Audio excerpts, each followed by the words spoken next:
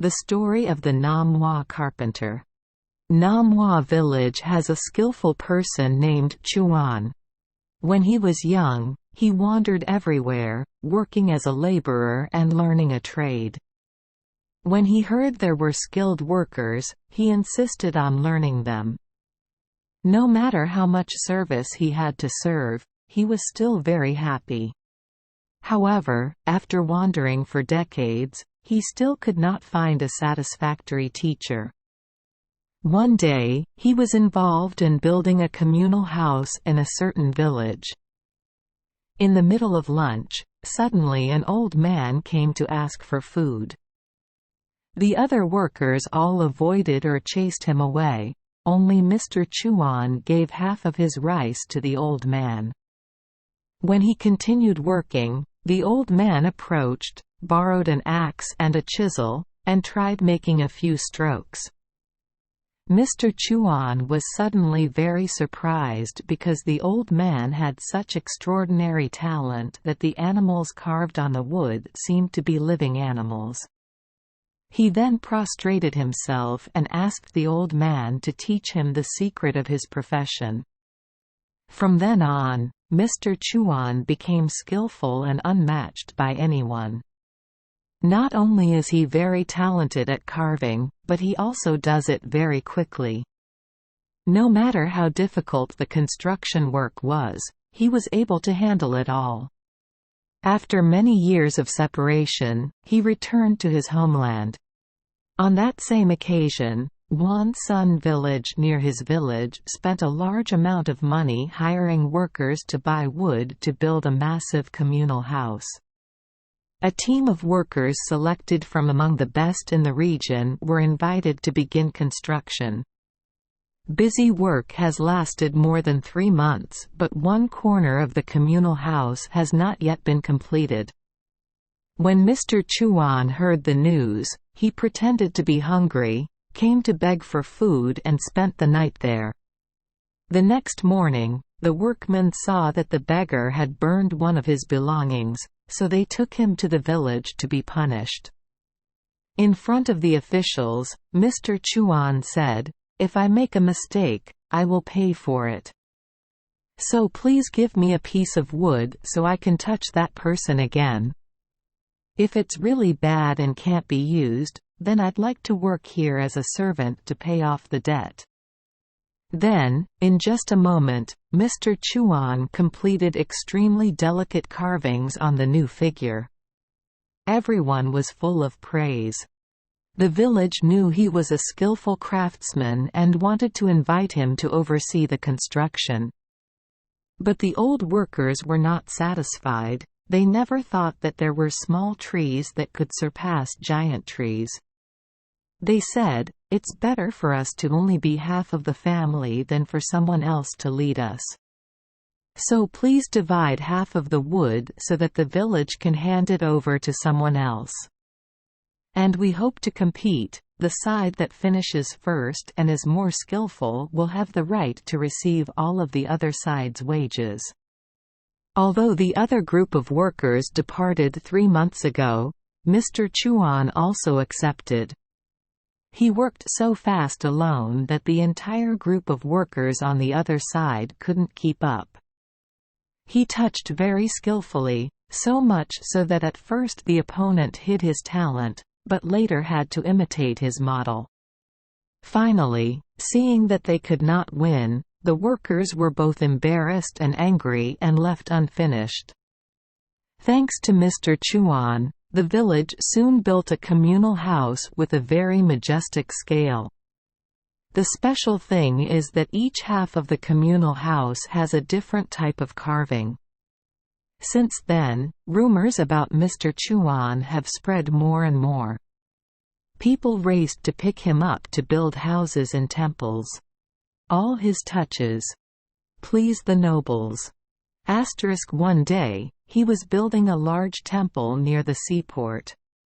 Work is almost done. Suddenly one night while he was sleeping, 2 strangers came in and woke him up, telling him, "The Dragon King heard that you were skilled in carpentry, so he ordered us to come down and repair the palace." Hearing that, he was paralyzed, intending to find a way to escape, but their faces turned serious. "We cannot refuse the king's orders.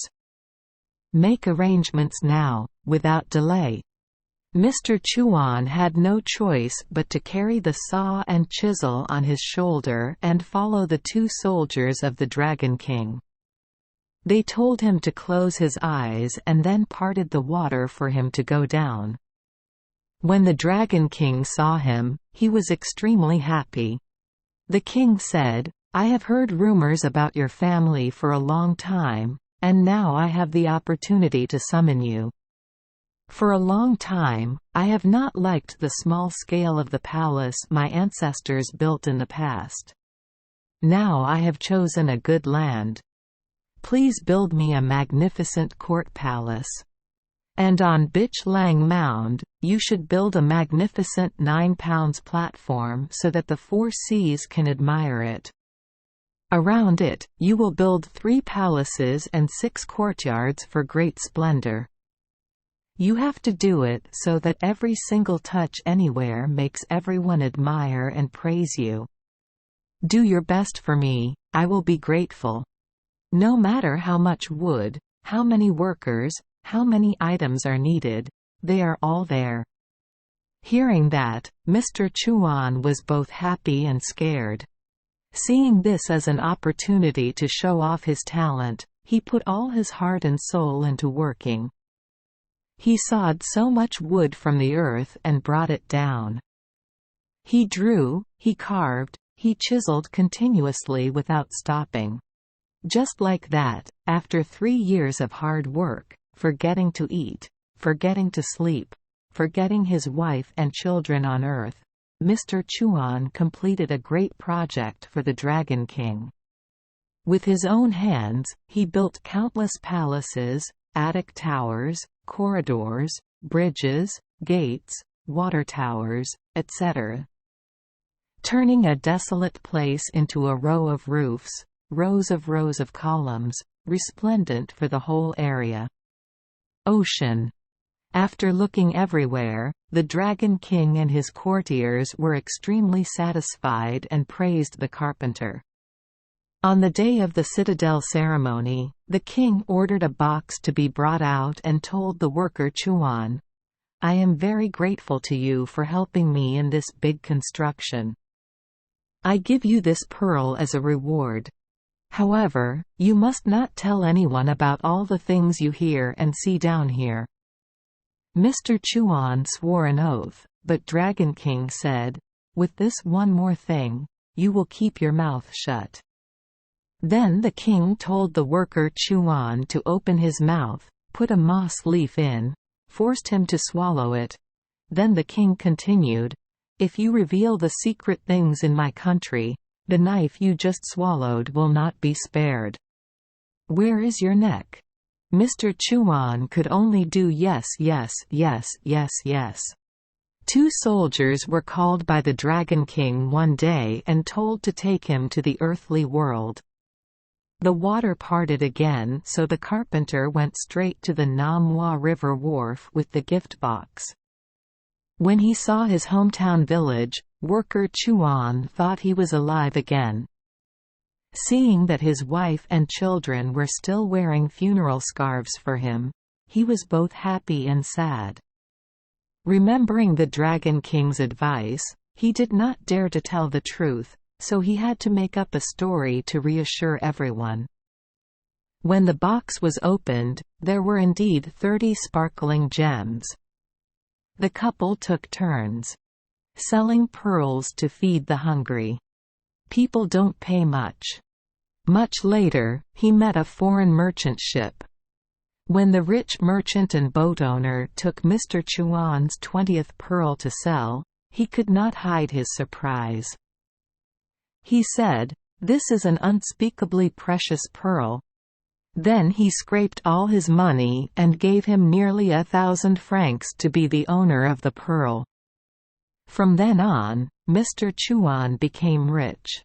He sold everything, leaving only 2 as souvenirs.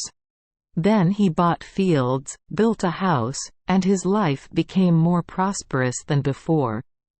When Mr. Chuan held a ceremony to celebrate his 80th birthday, knowing that he was nearing the end of his life, he called all his children and relatives from the village together. He began to tell everyone about the day he was forced by the Dragon King to build a palace. He told very quickly and meticulously what he had seen and heard down there. After finishing speaking, he suddenly passed out on the bed. It was seen that a small blade made of moss leaves had penetrated his neck and was sticking out. After his funeral, the 2 pearls in the chest also disappeared and disappeared. 1. Advertising about the beginning of this story. Bac Giang people have a similar story. When building Noi Communal House, in Tan Yen District, Bac Giang, carpenters had to work for 15 years to complete.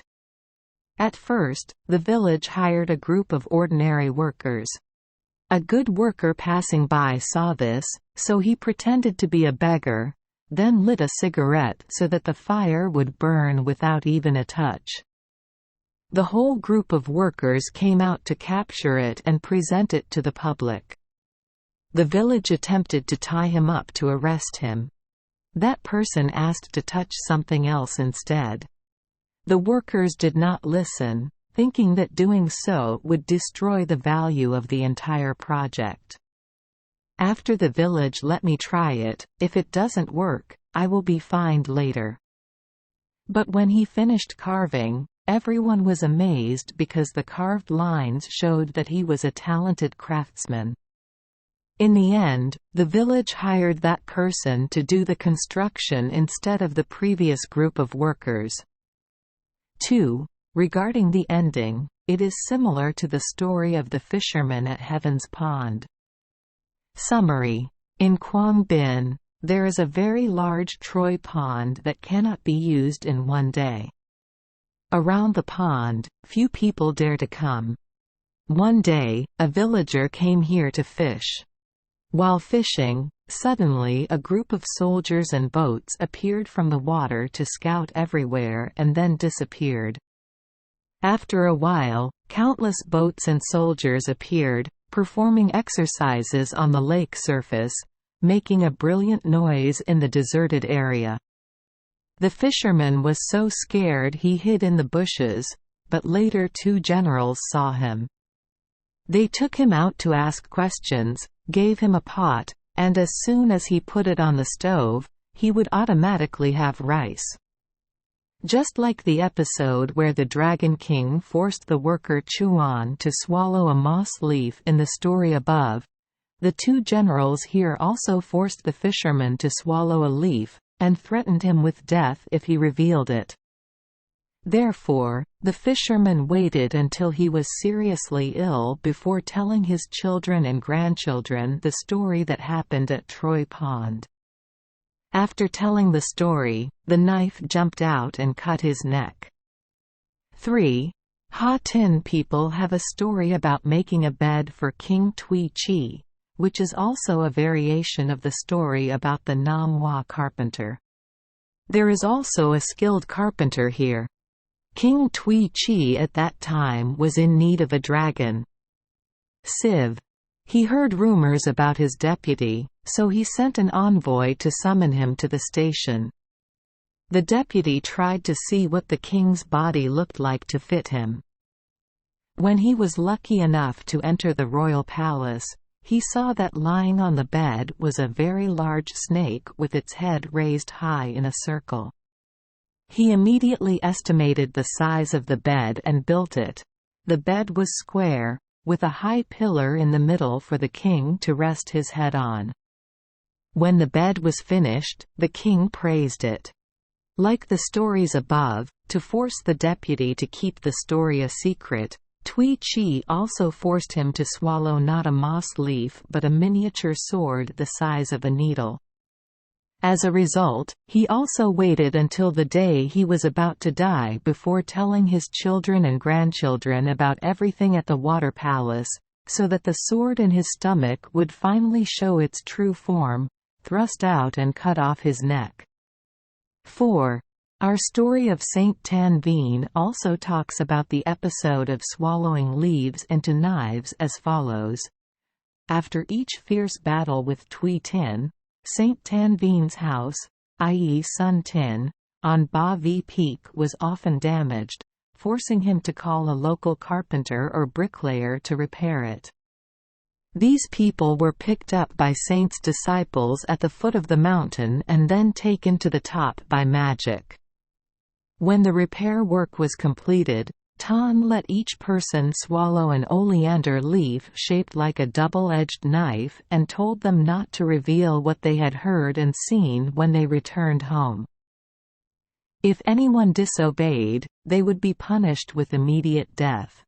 There was once a carpenter who was so drunk that he spewed out everything, and an oleander leaf turned into a knife and cut his neck through. 5. In the story Tan Dan, Tan Vien, of the Muong people, there is also a similar knife-swallowing episode, but this is the wish knife that Tan Dan's father took from King Tui and refused to return it. Thanks to that, it reached Tan Dan's hands. In the past, Tan Dan's father, Trong's father, worked as a witch doctor. One day, Trong's father was plowing the fields and herding ducks when suddenly someone from Tui Fu, Muong Ku, invited him to come down and be a soul for King Thai's son who was seriously ill. When he arrived, he saw a snake with a net wrapped around its neck, so he cast a spell and fumbled to remove the net. When he healed, the snake gave him a hint to ask King Tui for a wishing knife. The king gave it but was forced to pay for it for the rest of his life. Then he took a knife and stuck it in the banana, telling him to swallow it. When he returned, he saw that the buffaloes and ducks were still in the fields in good numbers and were fat. From there he became rich. The story here has a different ending than mine. Until the day he died, Trong's father still did not say anything to his son, so on the day of the funeral, people from the Tui palace came up to demand the treaty as scheduled. Tan Dan doesn't know how to repay. Seeing this, King Tui raised the water to get the knife. To avoid being flooded, Tan carried his father's body to Ba Vi Mountain and ran forever and ever until he reached the top. There was only a piece of land the size of a kettle left, and King Thai's water could no longer be raised. From then on, Tan got the wish knife and became Tan Dan. 6. 1. According to Nam Wa Mak Tuong Ky and the words of Nagi and people. 2. According to the words of Bak Jiang people. 3. According to Genebril, book. Cited. Nagi and people tell a story similar to the above story. A person went fishing in a deserted lake. By the lake there is a coconut tree. It was noon. While fishing, I suddenly saw a bullfrog with 3 heads and 9 tails floating on the surface of the water, walking 3 times in the right direction, 3 times in the opposite direction, then diving back down. After a while, a dragon boat emerged, with coconut leaves on the roof, a flag made of coconut leaves, and a drum made of coconuts. The officers and soldiers sitting on other boats also floated up one after another very bustlingly. The fishermen sat and watched without getting bored and did not dare to speak up. When I sat for a long time, tired and thirsty, I coughed and the boats, soldiers, etc. all disappeared. After a while, I saw the bullfrog cut into 3 pieces floating on the water's surface. The coconut leaves and coconuts all floated up. Looking back at the coconut tree, the leaves and fruit were all bare. So scared, that person ran home and became seriously ill. Testimony of Hugh Lat Books, Vin Lai Books, New Hop Books. 4. Collected by Ton Minh. 5. According to La Hong. Vietnamese stories. 6. According to the accounts of Muong Hoa Bin people, and Tran Tu Bok Din. The World of Life and the World of Death in the Traditional Beliefs of the Muong People. Journal of Historical Research, No. 141, 1971. Thank you for joining us for today's fairy tale. We hope these stories bring joy and meaning to your day. If you love our channel, please hit the subscribe button so you won't miss any exciting tales. Wishing you a good night and sweet dreams. See you in the next story.